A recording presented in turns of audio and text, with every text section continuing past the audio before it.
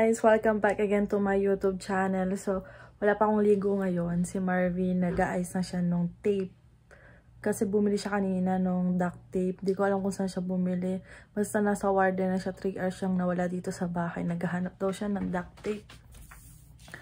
Ayun bali nag-start na siyang mag-tape nung balikbayan box. Yung sa kanila muna. Tapos ako, magtitape ako ng mga pabango lotion.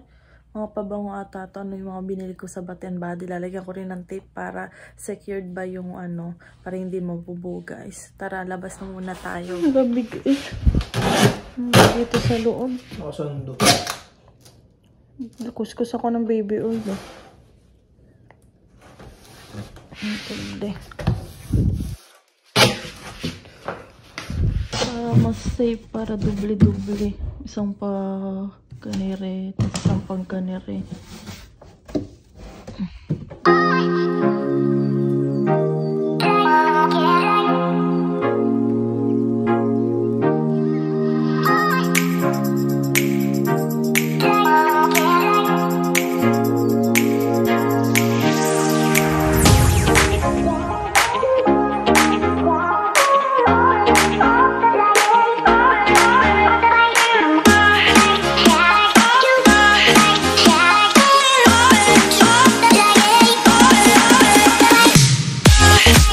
Ayan guys, bali kumain pala muna ako, si Marvin di pa tapos kumain.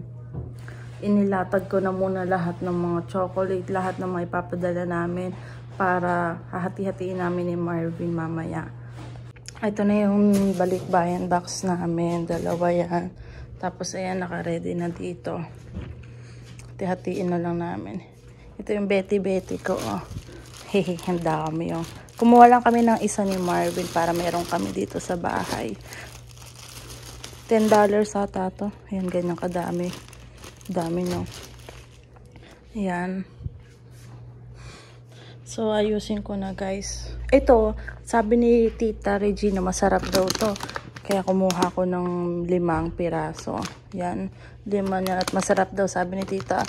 Ano to, bestseller daw doon. Dami na daw bumibili niyan. Tapos ito, sabi nung kapatid ko, ate, bumili ka pala ng Sour Patch, ganyan-ganyan. Sabi ko, ano yun? Nakita ako dun sa sinend mo na video. Ha? Alin yun? Si ate kukuha, hindi alam. Ito pala yung tinutukoy niya. Ayan. Guys, nung nag-sale yung Michael Kors, binila namin si Mama Aida, siya kasi Mama Nilda ng bag. Ayan. Bali, ito nakuha lang namin ng 120? Hindi ko natanda, parang ganun. Sa online lang namin in-order. Kasi 75% off. Kaya kinuha namin. Ayan. Unahin namin guys yung mga sapatos ilagay. Ayan. Tama no, sapatos muna unahin. Bakit? Hindi pa pala ako guys tapos mag-tape ng mga lotion din eh.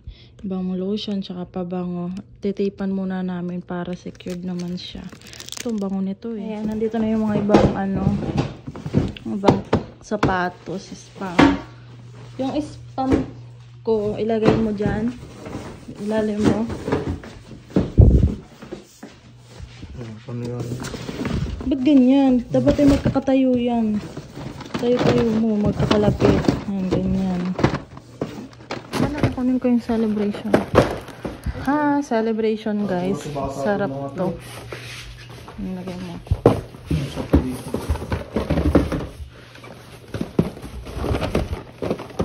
Kidwear natin ayan yung gusto ni Princess.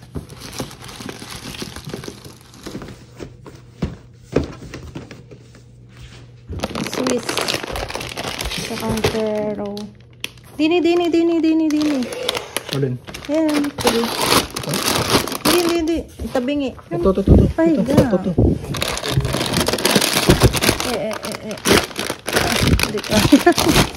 Ito ang hirap palang magsalansan. Toblerone. So, ito na lang to. Ayan. Chips ahoy. Grabe. Paano pa ba? Sik mo. Tayo? Patayo? Okay. Chocolate yung bag. Hindi. Lalagyan ko nga kumpayan sa ibabaw. Ito na yung mga bag. Yung ni-request ni Papa na sombrero. Canada. Yeah. Ito ibibigay ko. Kasi kakasya kay Papa. Ayan. Puno na guys. Puno na. Isod. At ang kalat magliligpit pa. Ang daming mga karton dun, no? Lagay na dun yung mga karton. Ayan, medyo okay na yung sala. Wala na yung mga tinambak namin. Ayusin na natin itong mga paper bag. Ayan guys, nag-bathrobe na muna ako kasi ang lamig talaga. Hindi ko kaya yung lamig. Ayun, bali natapos na namin ni Marvin magsapin-sapin. Ang hirap pala magsapin-sapin, no? Ng ano, talagang ipagsisiksikan mo kung saan mo pwedeng isiksik. Kasi ano naman daw, wala naman daw timbang yun eh. Bali pagalingan lang pala magsiksik, pagkasyahin yung mga ipapadala mo. Kala nga namin hindi nakakasya eh. Kasi syempre may mga may mga sapatos. Ayun, tapos talagang kung saan may maiisingit talagang may konting butas, pinupasok namin, pwede namin ipasok doon ni Marvin. So, natutuwa lang kami maglakay ni Marvin ng mga ng mga chocolate, mga sapatos. Siyempre, first time namin magpadala. Iba ba yung feeling ba nung first time magpapadala ng balikbayan box? Kasi, si Marvin, first time din niya. Kahit siya nagbabarko dati, hindi siya ng mga pasalubong. Kasi hindi talaga siya lumalabas ng barko. Pag tumitigil sila sa Singapore, sa Thailand, hindi siya lumalabas. Kasi nga, pagod na daw siya, lalabas pa yung papahinga na lang daw niya. Sabi niyang ganon.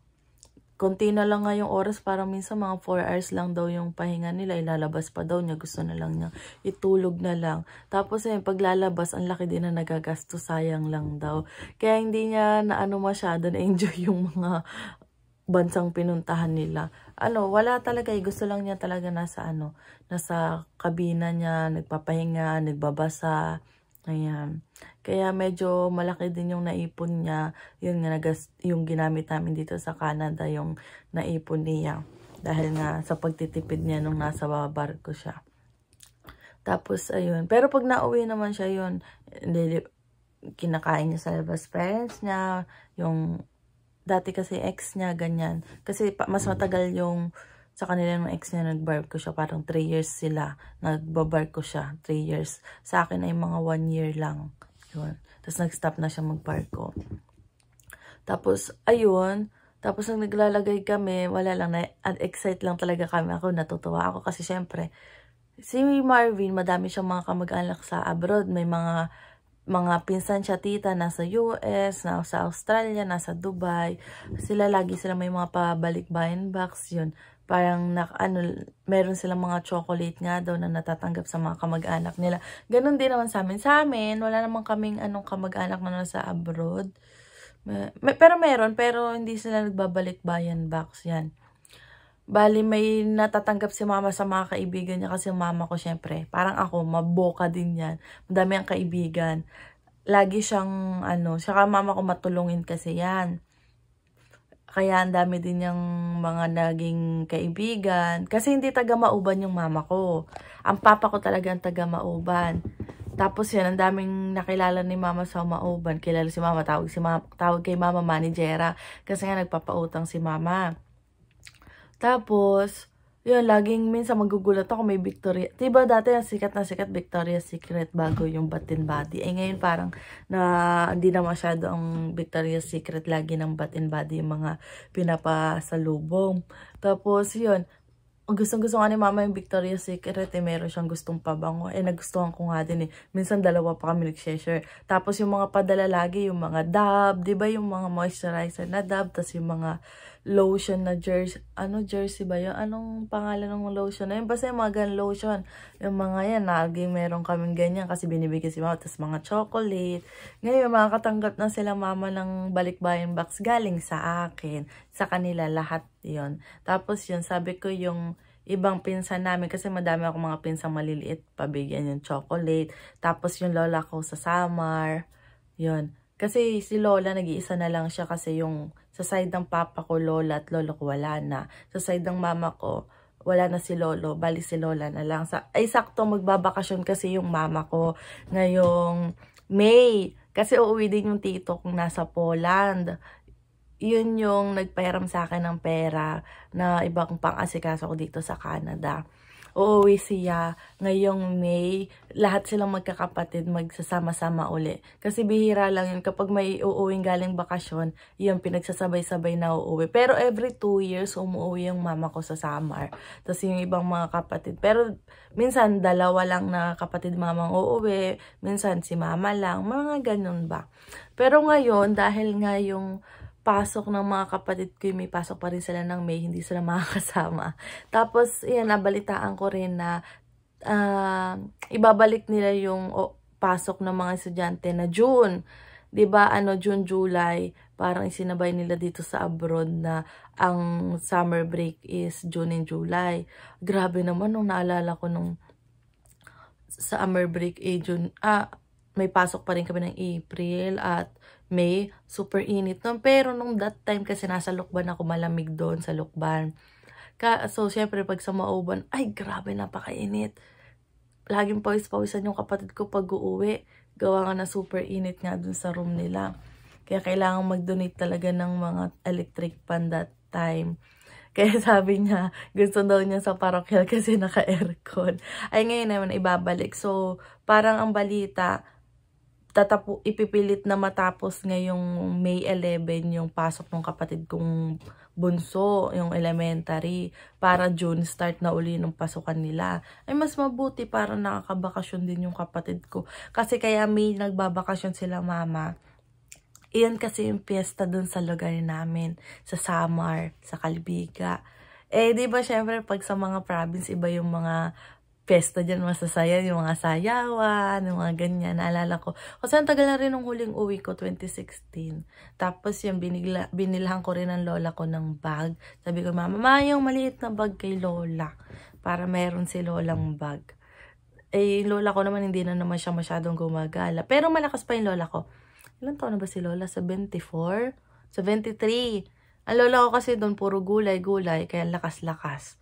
Nagbababoy siya ngayon. Bali, pinagawan siya ng tito ko nung parang kulungan ng baboy, tapos pinadala ng pera ng pang-alaga ng baboy. Tapos yung isa kong tito, pinadalhan din ng lola ko, bumili pa ng baboy. Hindi ko alam kung ilan na yung baboy ng lola ko. Medyo madami na din ata. Ay, nalilibang yung lola ko mag-alaga ng baboy. Bali, may kasama siya. Yung tito ko, yung isang kapatid nila mama, may anak maliit pa. Tapos si Tita Ebel, yan, si Tita Ebel, kamukha ng Tita Maymay. So, ayun, sabi ko, para maano din si Tita, yung mga chocolate pa nadala ko. Kaso wala pa akong mga damit na pinadala kasi, syempre, yung budget natin hindi pa sasapat talaga sa madamihan talaga. Wala pang mga damit-damit. Bali, ang mga nabili nga lang namin, sapatos, chocolate, tapos mga bag sa mama ko, sa mama Aida, sa lola ko. Yan. Tapos yung tita ko, kasi ako, unang apo kasi ako sa side ng mama ko. So, lahat ng tito ko, close ko. Kasi halos lahat sila inalagaan ako. Tapos yung isa kong tita na nasa Manila na tuwing Pasko or Bagong Taon, doon kami nagsa-celebrate sa Manila. Tapos, lagi ako may gift sa mga tita ko. Syempre, panganay panganay na pamangkin. Tapos, that time kasi, si mama ko pa, dalawa sila ni Tito Pasky at ni Mama ang may anak pa lang. Pero yung anak kasi ng tito ko, yung panganay kay Mama, yung mga anak nasa Mindanao, malayo. Hindi naman sila nakakapagpunta-punta sa Manila. Kaya that time, parang dalawa pa lang kami nun ni Brian. Alam ko, dalawa pa lang kami ni Brian, ng kapatid ko. Lagi kami sa Manila, yan, bili-bili kami ng matita namin, ng mga gusto namin, mga ganyan. Lalo na sa Tito Noli ko, may pagka-spoiled ako doon. Binilhan ako noon ng yung camera na Instax ba? Nung bagong labas pa lang yung Instax, syempre parang nasa 4,000, 5,000 ata that time. Pero hanggang ngayon naman ganun pa rin. Pero syempre mahal yung film, mga ganyan. Tapos yung nasa high school ba? kailan ba? Nung college ata ako, nung sabi ko, tito, gusto ko nito. O sige, bibilang kita pag-uwi. Tapos pag-uwi niya, may bit-bit na. Ayun, tawa-tawa ako. Ginagamit ko pang picture-picture kapag may mga, ano lang, mahalagang araw. So, ayun, bali hindi pa natitape ni Marvin yung balikbayan box. Kasi titape pa namin buong ano yun eh. Kasi may bibilin pa daw siya. Hindi ko alam kung ano pa yung bibili niya. Idadagdag lang niya, isisingit lang niya. Tapos after nun, titape na niya. Tapos tatawag ako sa Forex para magtanong kung paano ba yung process nung pagpapadala ng balikbayan box. Magkano, kung kailan yung available na pick up. Syempre, kailangan nandito kami pag pick upin niya.